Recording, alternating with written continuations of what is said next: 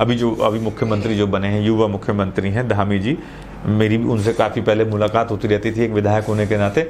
उनके संज्ञान में सारे मामले हैं। जैसी उनकी कार्यशैली है, जैसे वो इन चीज़ों को सुन के शुभ हुआ करते थे पहले, जब उनके हाथ में सारी चीज़ें नहीं थी, तो आज वो क्या कार्रवाई करते हैं। उम्मीद तो मुझे है कि जो आप कह रहे हैं कि इनके ऊपर क्या कार्रवाई हो सकती है, तो इस सरकार में या इस मुख्यमंत्री कार्यकाल में शायद मुझे उम्मीद है कि ये जो आपके और मेरे दिल में एक जो वो है दुविधा है या एक वो बना हुआ है, संशय बना हुआ है, उसको दूर कर सकें अगर उनके संज्ञान में बातें चली जाएं तो। एमडीडी बौना नहीं है, बहुत पावरफुल है। एमडीडी से हर बिल्डर डरता है, बहुत पावरफुल है। लेकिन बौना जो बना हुआ है, कहीं ना कहीं उसके अधिकारी, उसके कर्मचारी उस लाभ को लेकर अपनी आंखें बंद कर लेते हैं। जो लाभ सरकार को 100 गुना मिलना चाहिए था, उसका 10% लाभ को लेकर, पर्सनल लाभ को लेकर, और अपनी आंखें बंद कर लेते हैं। वो खुलेआम वो कर रहा है। तो इसलिए बिल्डरों के और उनके हौसले इतने बुलंद हैं जो कहते हैं कि एमडीडी तो हमारा कुछ नहीं करेगा, नहीं हमारा कुछ। तो इस समस्या का समाधान क्या हो सकता है? देखिए, बहुत से लोग अभी देखिए हाईकोर्ट में गए, हाईकोर्ट में रिट भी दाखिल हुई है, लेकिन मुझे नहीं लगता कि ये लोग माननीय न्यायालय को भी कुछ समझते हैं, सरकार चुनी हुई, जनता की चुनी हुई सरकार को भी कुछ समझते हैं।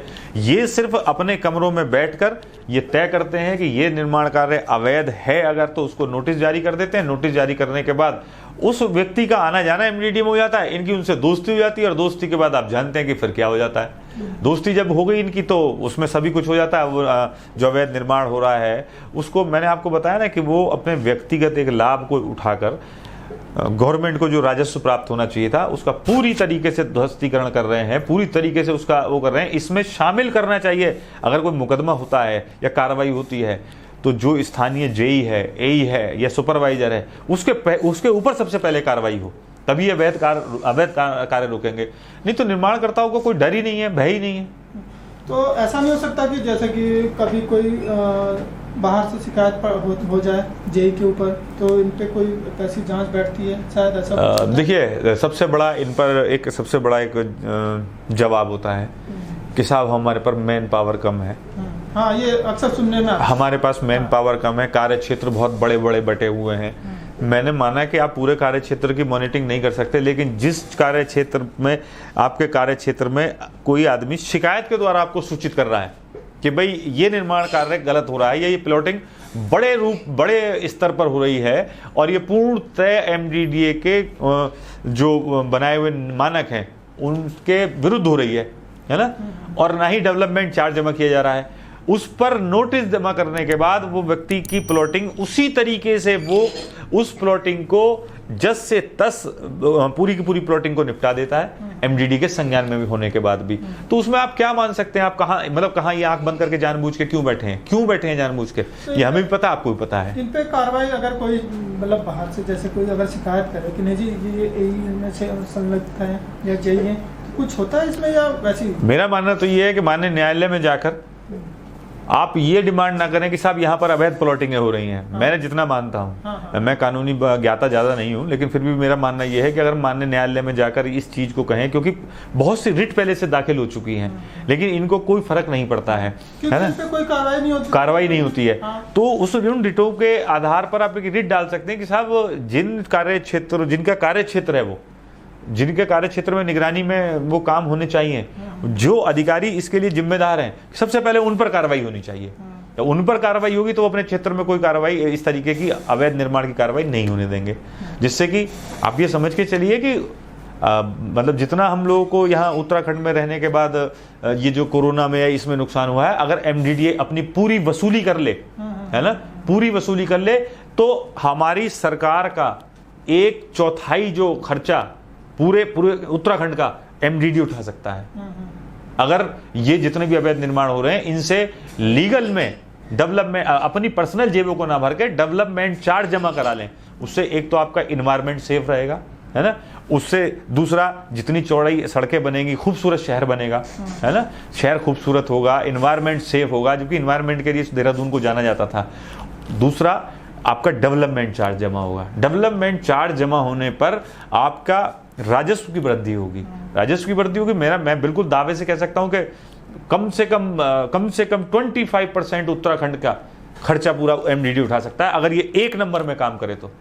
अगर अपनी जेबों को ना भरें तो। लेकिन सरकार भी पता नहीं इस तरफ क्यों नहीं ध्यान देती है कि जो प्राधिकरण हमने बनाया है और इसकी कितनी शिकायतें हैं। सरकार को एक मॉनिटरिंग कमेटी इसके ऊपर गठित करनी चाहिए कि भाई ये शिकायतें, इनका निस्तारण आज तक क्यों नहीं किया गया, और इनके शिकायतों का निस्तारण हुआ है तो उस निस्तारण का कारण भी उस शिकायतकर्ता को आप बताइए कि भाई हाँ, हमने आपकी शिकायत का निस्तारण कर दिया क्योंकि आपकी शिकायत जो थी वो हमने देखा वो ठीक नहीं थी। ये जवाब दे नहीं सकते क्योंकि फंस जाएंगे, क्योंकि वो शिकायत, अधिकतर शिकायतें जो हैं वो ठीक ही होती हैं, है ना। इनके ऊपर एक मॉनिटरिंग कमेटी गठित हो और जितनी शिकायतें आज हुई हैं, शिकायतों के आधार पर कितना इन्होंने डेवलपमेंट चार्ज उसकी एवज में जमा कराया। आप ध्वस्तीकरण की बात करते हैं, ध्वस्तीकरण कराने के लिए जब आप जाते हैं तो उसकी कितनी राजस्व की वसूली की आपने ध्वस्तीकरण करने के लिए भी, जो जेसीबी गई आपकी, ये गया, और उसको जिस चीज को आपने ध्वस्तीकरण कर दिया, इट मींस वो टोटल अवैध तरीके से हो रहा था, इसीलिए प्राधिकरण ने ध्वस्तीकरण किया।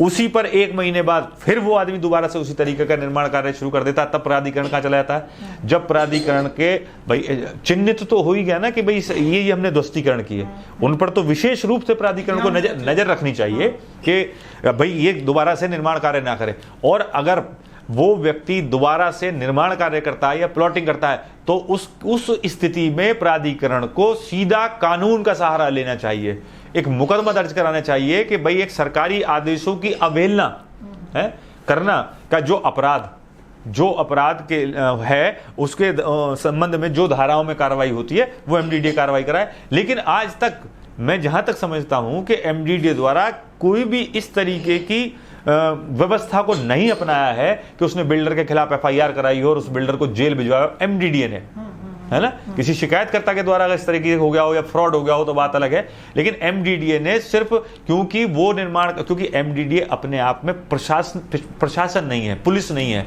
तो उसको पुलिस का सहारा लेना पड़ेगा। मान के चलिए मैं विभाग हूं, अगर विभाग ये कह रहा है कि ये गलत निर्माण कार्य है, इसको बंद कर दीजिए, और वो लोग निर्माण कार्य बंद नहीं कर रहे हैं, भाई जाहिर सी बात है आपको पुलिस का सहारा लेना पड़ेगा।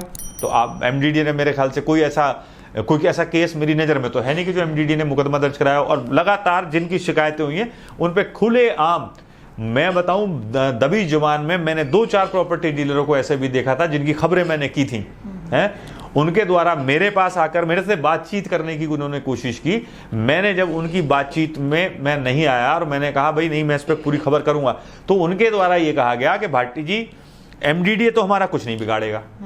तो उनका कॉन्फिडेंस लेवल ये बताता है कि एमडीडीए उनके सामने जो बौना बना हुआ है, एमडीडीए बौना नहीं है, बहुत पावरफुल है, एमडीडीए से हर बिल्डर डरता है, बहुत पावरफुल है, लेकिन बौना जो बना हुआ है कहीं ना कहीं उसके अधिकारी, उसके कर्मचारी उस लाभ को लेकर अपनी आंखें बंद कर लेते हैं। जो लाभ सरकार को 100 गुना मिलना चाहिए था उसका 10% लाभ को लेकर, पर्सनल लाभ को लेकर, और अपनी आंखें बंद कर लेते हैं, वो खुलेआम वो कर रहा है। तो इसलिए बिल्डरों के और उनके हौसले इतने बुलंद हैं जो कहते हैं कि एमडीडीए तो हमारा कुछ नहीं करेगा, नहीं हमारा कुछ।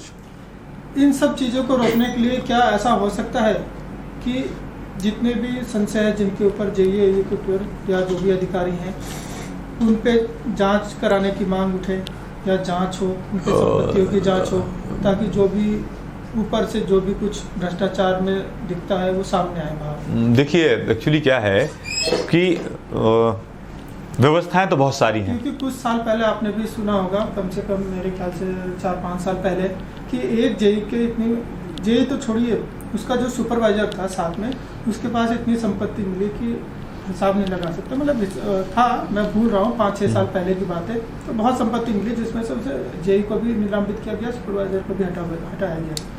इसलिए वो पूछ रहा हूँ। नहीं, आप एक बात सुनिए, एक मॉनिटरिंग कमेटी हर चीज़ के लिए होनी चाहिए कि जो एक जिनकी कार्यशैली को देखते हुए होनी चाहिए।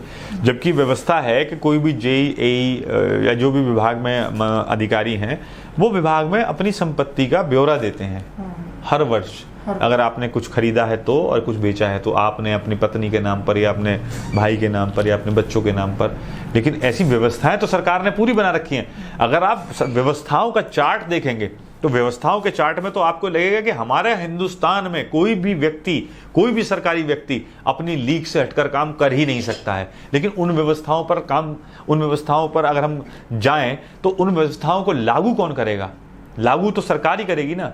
अगर हम उसके संज्ञान में सारी बातें डाल देते हैं, अब बहुत बड़ा एक दुर्भाग्य है कि साहब हमने एक शिकायत को किया उस शिकायत की जांच जो कर रहा है, वो जांच जो कर रहा है वो शिकायत जिसके खिलाफ शिकायत है वही व्यक्ति उसकी जांच कर रहा है। तो कितने बड़े मतलब उसकी दुर्भाग्य की बात है यहाँ पर कि उसी को उसी डिवीजन में तैनाती दे दी जाती है जिस डिवीजन में उसके खिलाफ जांच चल रही है। तो यहाँ मुझे उत्तराखंड में मुझे ये लगता है कि हमारी सरकारों को इतना कमजोर बनाने में और इतना कमजोर और लाचार और पैसे से कमजोर बनाने में, राजस्व से कमजोर बनाने में इन जैसे विभागों की 100% भूमिका है।